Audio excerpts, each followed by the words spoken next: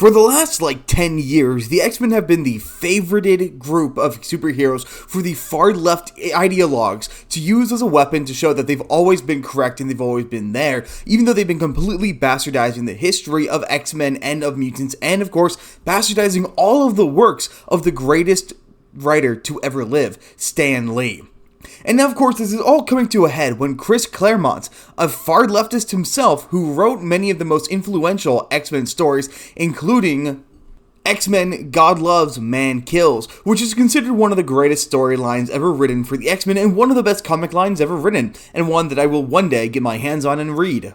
But even him, who decided to make the X-Men a direct allegory to something political, has come out and said that it's enough. He's finally had enough and we're pushing it too damn far. The hyper-left crowd of madman cronies are going and they're constantly pushing, and they've turned it into the most bastardized form of what it could have ever been, to something utterly disgusting when Nightcrawler's a butt baby of Mystique and some other woman, when half of the characters are now gay when they never were. When they did what they did to Iceman, it was a herald of what was to come, and they've done it to just about every single character completely unceremoniously, and they're not going to stop. The funniest part is even I am dealing with people in college who are utterly obsessed with the X-Men, not because of the actual stories being told, but because of their perception of what they represent. I have a person in one of my classes. I'm taking a philosophy of film class. It's incredibly fun, but I've got a gender-confused 5'4" woman in my classroom who seems to think that the X-Men are the greatest stories ever told. She said, and I quote, X-Men is objectively a bad film, but objectively in my head is good because I feel represented in their struggle against oppression. Thank you, white woman, for telling us all about oppression. I'll keep that in mind. But of course, she's not the only one. This is just emblematic of the entire system. And of course, it's not just trannies who are freaking out and losing their mind over these kind of things. It keeps on going. Every single person who has some kind of axe to grind against a perceived boogeyman of systemic issues are using the X-Men to empower themselves and hoist themselves up as the victims and the victors of this era.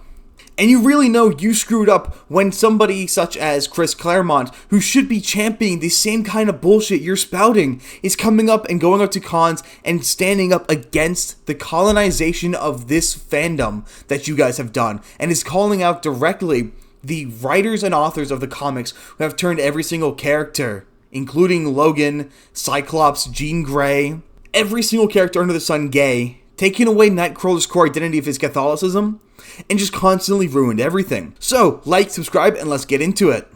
Coming from Fandom Pulse, X-Men creator Chris Claremont laments modern Marvel Comics turning characters into identity politics lectures on minorities, written by Fandom Pulse. Marvel Comics has seemed not to know what to do with the mutant end of their publishing line for quite some time, with failed attempts at forcing the X-Men into a mess of identity politics in recent years, where they've pushed disordered LGBTQ lifestyles at the expense of their readership. Now Chris Claremont has taken exception to this use of the characters in a recent interview. The X-Men has always presented an interesting group of characters with powers based on genetic mutations. The Homo Superior was shown as the next step in evolution for mankind, with Professor Charles Xavier teaching young students to utilize their powers at his school. And then, of course, here's where a lot of people get things completely wrong, get their panties in a twist and their minds made up, and exclusively headcanon and ignore reality. But of course, I wouldn't expect people who don't know what their gender is to know what reality is. And this is where they'll usually come in and claim that the X-Men was inspired off of Martin Luther King and Malcolm X. There's spew of other historical figures. But in reality, the X-Men were created by Stan Lee and Jack Kirby, and were born out of a demand for more superhero teams. In fact, if I go to this article from that Park Place real quick, Stan Lee debunks widespread myth that X-Men were always woke, written last year, in which there was an interview clip where he had specifically stated that no, it was for the furthest thing from my mind when asked if the X-Men were made as an LGBTQ allegory, which wouldn't have made sense in the time period anyway, but whatever. And then, of course, there's the fact that the entire inspiration behind the X-Men was he needed to write another book for Marvel to sell, and he was really, really tired of coming up with new origin stories. This entire thing right here, this highlighted section, is all about him talking about how he couldn't have every single character be bitten by a radioactive spider, so what if most of these characters, especially the X-Men, were mutants and just born with it? And even the name X-Men was just another word to mark them as a different team, when he originally just wanted to call the story The Mutants. But the publisher said nobody knows what a mutant is, so that's not going to work. But as Stanley points out, nobody knows what an X-Men is. The truth of the matter about the origin of the X-Men, which has been bastardized by Marvel and hidden, who have a deliberate effort to hide the truth, have marked it so it looks like it seems to just be some kind of allegory for whatever problem you want to insert. But in reality, it was just a coincidence that what he ended up writing ended up aligning with the ideals of Martin Luther King and Malcolm X, and various other stories of similar nature. In reality, he was writing simply on the reality that is how people come to hate an out-group versus an in-group, even when that out-group is beneficial. It's a universal story and not one that was inherently contemporarily political. It is one that adheres to universal storytelling instead of one that just happened to coincide with the current active events. Just because they coincided doesn't mean it was deliberate, it's just a nice little coincidence.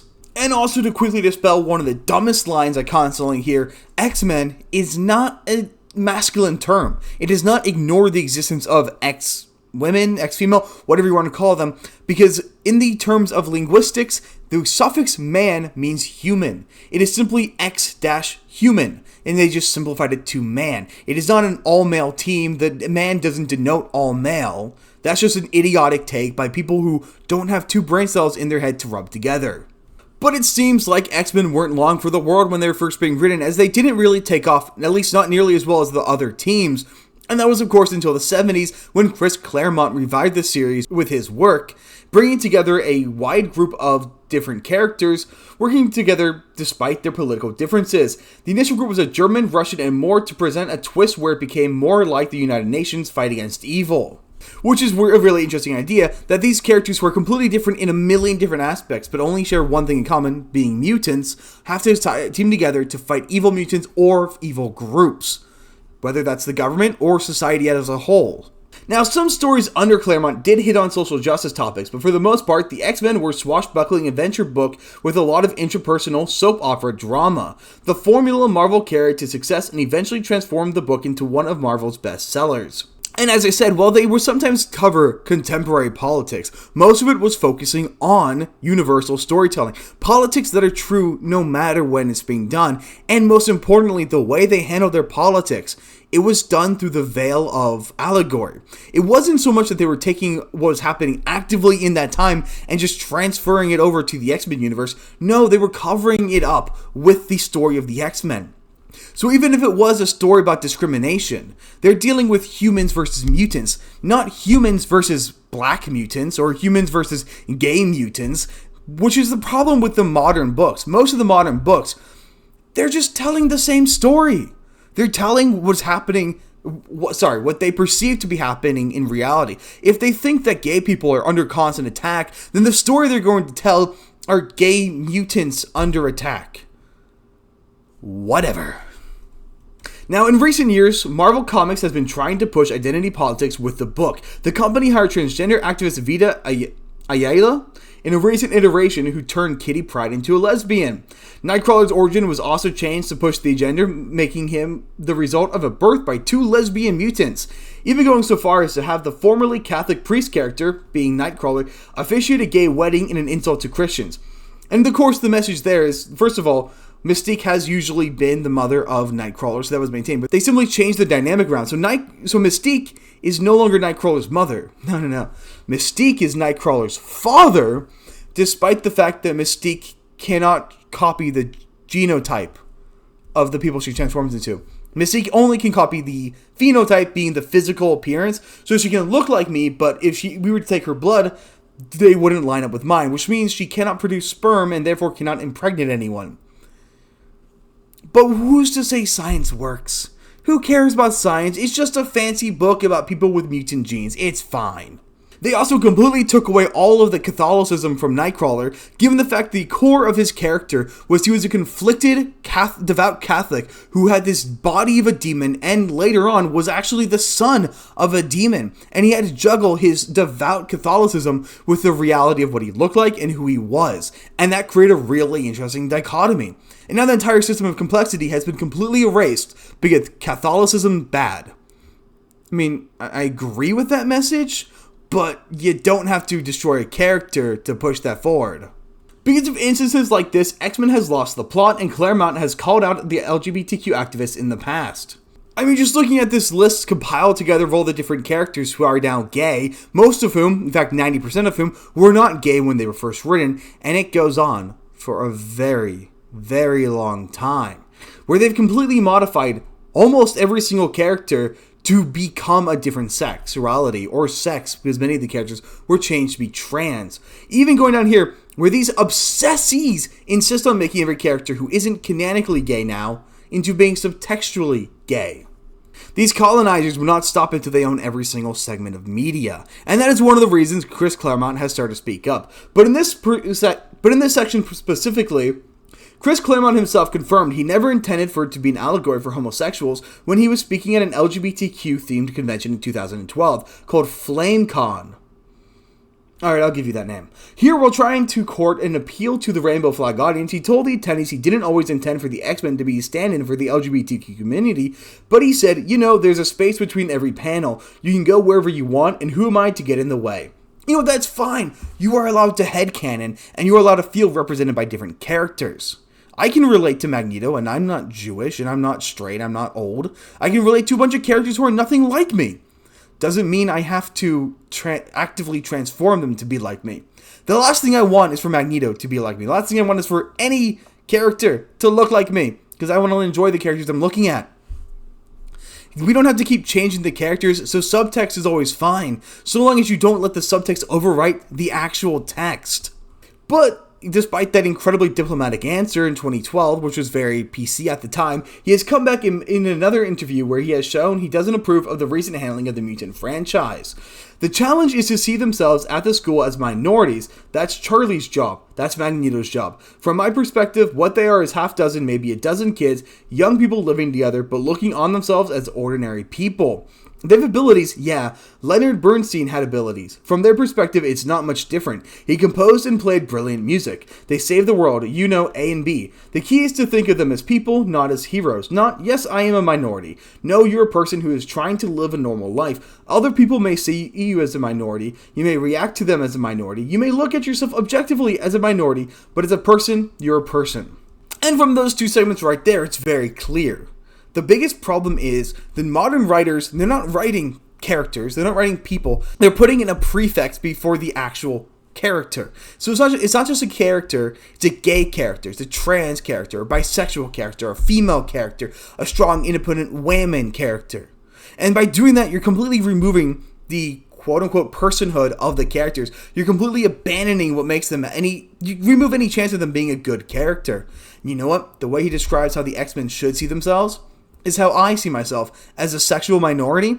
Guess what? I don't go around thinking, oh, harder, I'm bisexual, look at me, I'm so different. That's not what I do. That's not what people like me do. That's not what most minorities do. They don't think about how they're a minority. They think of themselves as a person. I don't victimize myself, but what these writers are doing is they're victimizing the characters so they can get their self-sense of victimization out onto the pages and force everyone else to engage in their narcissistic habits. These people lack any sense of theory of mind and can't see beyond the pages, and therefore they have to force everything onto the pages. They have to force themselves onto the pages so that they can feel validated and can push their not-so-secret gay agenda. My, not at all secret gay agenda. Nightcrawler is the most dynamic, non-human physicality in the team, but his attitude is, I am the person God made. Who am I to argue with God? I'm just going to live my life like a normal guy and see what happens next. Yes, he used to hide the way he looked because he's not stupid. Blue skin, 2 fingers, 2 toes, and a tail definitely make you stand out from the crowd. It took Logan to challenge him to take off the mask and be a normal person and see if anybody else notices to get him to do it. But other than that, he just tried to live a normal, cool life as someone who loves acting, who is a theater performer, who is a stuntman. That is the way you should look at these characters, not as objective concepts, but as ordinary, normal, really cool people. The rest of it falls into place, but you can look around this room at the people around this table. Oh look, that's an X person. How do you know? Well, it looks sort of like Colossus. How do you know? Well, doesn't he? It may be Peter Rasputin, but who knows? You just see him as a person, not as Colossus. And this really highlights the difference between the people who are in the center, the normal people, the people who just like books, and those people on the far left, the actual racists of the modern day. You see, when we see a character, we see them for who they are. We see them for the personhood that they embody. God, it sounds like I'm writing a neoliberal paper with his terminology. But either way, you still see them for the personhood they embody. You see them as the character they embody, the traits that they have. When they see them, the first thing they see when they see Colossus is he's white. He's designed after a white character, so they can't relate to him because they don't like white characters. I don't know what the race of Nightcrawler's supposed to be. I don't actually know Nightcrawler's full name, because I was never a giant X-Men fan to begin with, though I did watch one of the older shows. While I don't actively know the sexuality of most characters, it doesn't matter. I can assume most characters are straight, and I don't need characters on screen to represent my sexuality, because I don't need to be fully represented. I can relate to characters who aren't like me. And in all honesty, one of the reasons it's so hard for a lot of us to come and sit down and think of a bunch of black superheroes is we don't think of them that way. For instance, if you ask me to think about a bunch of black superheroes, I'll think of the more contemporary ones, but I'll struggle for a little bit because when I think of a superhero, I don't think of his skin color. I think about his powers and I think about the person he embodies. Because that's all that matters when coming to read these books. But the article continues, clearly he wished the book would have been more in an action-adventure format and not so focused on identity politics as recent iterations of X-Men has become. Wokeness infected Marvel Comics on a level never before imagined, and even liberals like Claremont see the current crop has gone too far. And that's exactly the case. When you go so far like this, you will eventually lose most of your audience by simply pushing them away. By going so unreasonably extreme, you chase away a lot of the normie groups who were there and supporting you originally, and there's nothing you can do to get them back. The common expression, the left left me, is a common one for a reason, and this is the exact same kind of attitude that leads to it. This obsession with sexuality and identity is exactly what's killing the Marvel brand right now, and I'm glad a lot more bigwigs are coming out and saying things against it, because unfortunately, we're not going to change the culture on our own, so having these people coming out here and being able to say these words and be able to convince people, maybe, is what we need. And hopefully we can save the culture before it's gone for good. But that's pretty much all I've got, so let me know what you guys think about it, and I will see you guys on the next one.